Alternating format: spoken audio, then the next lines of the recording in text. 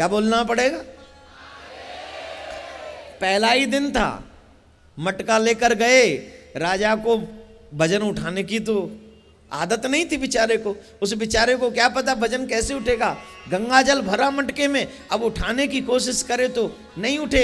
संयोग से उसी घाट पर इनकी पत्नी भी आ गई।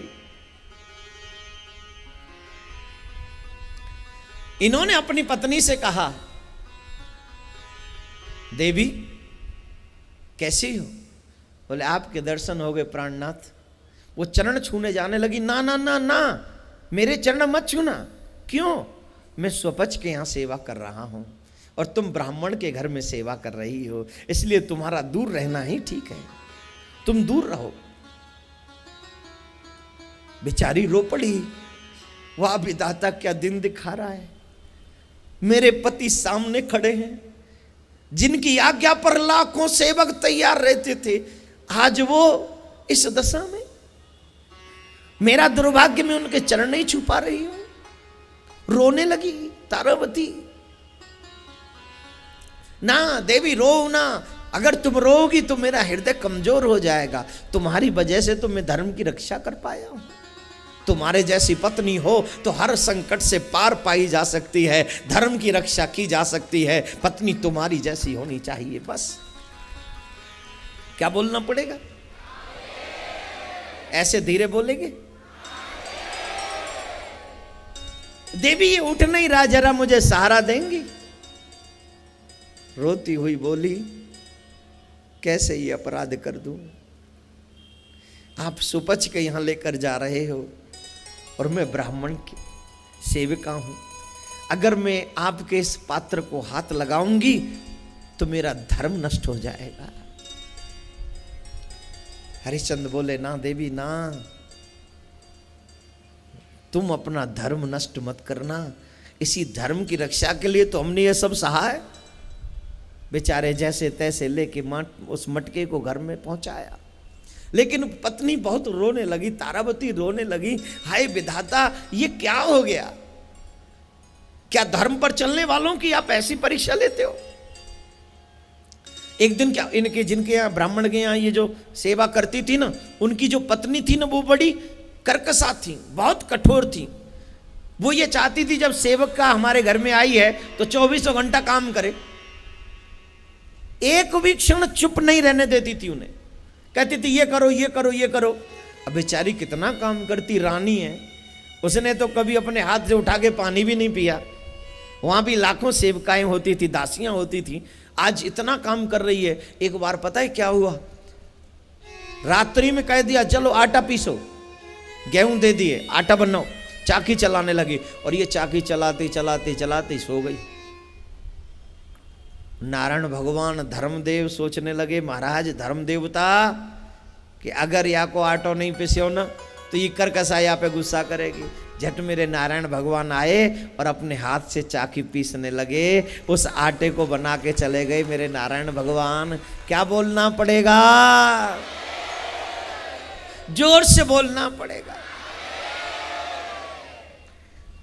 लेकिन जब परमात्मा परीक्षा लेता है ना तो चारों तरफ से लेता है। धर्मात्मा वो नहीं है जो मंदिर में गए, माथा टेका और हो गए धर्मात्मा। किसको कहते हैं धर्मात्मा? धर्म पथ अति ही कठिन, चलनो है दस्तूर, पग पग पे कांटे लगे और पग पग पे त्रिशूल। हर कदम पे परीक्षा है तुम्हारी, हर कदम पे, एक एक कदम पे। तब पता चलता है कि तुम धर्मात्मा हो। फिर युग युगांतर तक तुम्हारे गीत गाए जाते हैं। एक दिन क्या हुआ, रोहित को सर्प ने डस लिया, रोहित समाप्त हो गया। और रोहित जब समाप्त हो गया तो बहुत रोई तारा और रोकर उसका शव जलाने के लिए जा रही थी, अंतिम संस्कार करने जा रही थी। तो वहां पर हरिश्चंद्र है, जिसका कार्य है हरिश्चंद्र महाराज का। अर्थी वही जलाने दी जाएगी जो कर देगा, टैक्स देगा। और जब ये जलाने लगी, इन्होंने देखा पति हैं तो सपोर्ट मिलेगा। कहा देखो देखो तो सही, हमारा इकलौता पुत्र हमें छोड़ के चला गया। हरिश्चंद्र बहुत रोए, लेकिन धर्म पर बलिदान हुआ है इसलिए अधिक रोना ठीक नहीं। साहस रखा और कहा, देवी अब तुम इस माटी के लिए इतना पश्चाताप क्यों करती हो? इस माटी का अंतिम संस्कार करो और अपने कर्म को पूरा करो। बोले, आप मेरे सहायता करो इसका अंतिम संस्कार करने के लिए। क्या सहायता? बोले कि इसका अंतिम संस्कार जैसे हो, चिता जलानी है। बोले, चिता तब तुम जला पाओगी जब कुछ कर दोगी मुझे। कर? क्या ये आपका बेटा नहीं? क्या ये मेरा ही बेटा है? क्या आपकी जिम्मेदारी नहीं? हरिश्चंद्र बोले, भूल गई वो दिन जब मैं गंगा के तट पर तुमसे कह रहा था ये माटी का मटका उठवा दो, तुमने कहा था धर्म छूट जाएगा। तो उस समय तुमने अपने धर्म का पालन किया था, आज मुझे मेरे धर्म का पालन करना है। अगर मैंने बिना कर लिए, बिना टैक्स लिए, बिना तुम्हारे कुछ दिए, अगर मैंने सबको जलने दिया तो मेरा धर्म छूट जाएगा। और धर्म के लिए सब कुछ ये हुआ है, अब मैं कैसे इसे जला दूं? चाहे मेरा बेटा है, लेकिन आज ये मेरा बेटा नहीं, ये एक सब है और मैं इस सब का कर लेने वाला एक सेवक हूं। देवी सुनो, जब तक मैं राजा रहा, एक एक शब्द सुनेंगे आप। जब तक मैं राजा रहा तब तक हे सुकुमार, रोहित मेरा ललन था, तू अर्धांगिनी नार। पर अब सेवक हुआ कालू का मैं और राज सब जाता रहा, तू ही बता इस सेव तुझसे क्या मेरा नाता रहा। न ये सुत मेरा, न मैं हूं पिता, न तू नारे है हरिश्चंद्र की, काशी में बिकते ही गई सब बात ये संबंध की।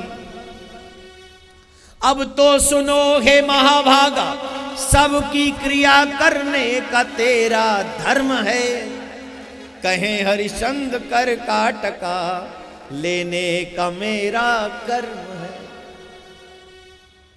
कैसे होगा? जब काशी में बिके हम और तुम, उसी समय सारे संबंध चले गए। तुम ब्राह्मण की दासी हो और मैं एक सुपच का दास हूं, इसलिए मैं अब कुछ नहीं कर सकता। अब तो एक ही कार्य है, तुम इस सब का अंतिम संस्कार करो, उसके पहले मुझे कर दो। मेरे पास कुछ नहीं है, आप भी जानते हो, लेकिन मैं उससे पहले अंतिम संस्कार नहीं होने दूंगा। ठीक है, कुछ नहीं दे सकती हो तो अपना वस्त्र हमको दे दो, थोड़ा सा वस्त्र। तो अपनी साड़ी में से वो वस्त्र फाड़ने लगी। उसी समय शंकर, ब्रह्मा, विष्णु प्रकट हो गए, कहने लगे, राजा हरिश्चंद्र, तेरे जैसा धर्मात्मा कोई नहीं है, कोई नहीं है, कोई नहीं है। बोलो हरिश्चंद्र महाराज की जय। धर्म की रक्षा के लिए बेटे पर रुदन नहीं किया, अपनी पत्नी पर कुछ नहीं तो उस वस्त्र, जो एक वस्त्र है उसमें से भी कर मांग रहे हो। अपना राज्य दे दिया, सब दे दिया, किसकी खातिर? धर्म की खातिर। वाह राजा वाह, ऐसा धर्मात्मा कौन होगा? आज इस कलयुग में कौन है जो धर्म की रक्षा के लिए थोड़ा भी प्रयासरत है? आज धर्म की रक्षा नहीं, परिवार की रक्षा जरूरी हो गई है। आज धर्म की रक्षा नहीं है, आज जीविका की रक्षा, बड़े बड़े मकानों की रक्षा जरूरी हो गई। हम लोग बिजली का बिल देते थे 25-25, 30-30 हजार, कई लोग तो लाखों में देते हैं। हाँ या ना? जवाब दीजिए प्लीज। लाखों में देते हैं कई लोग, जिनके बड़े घर, तो बिजली का बिल भी बड़ा। लेकिन धर्म की रक्षा के लिए क्या करते हो?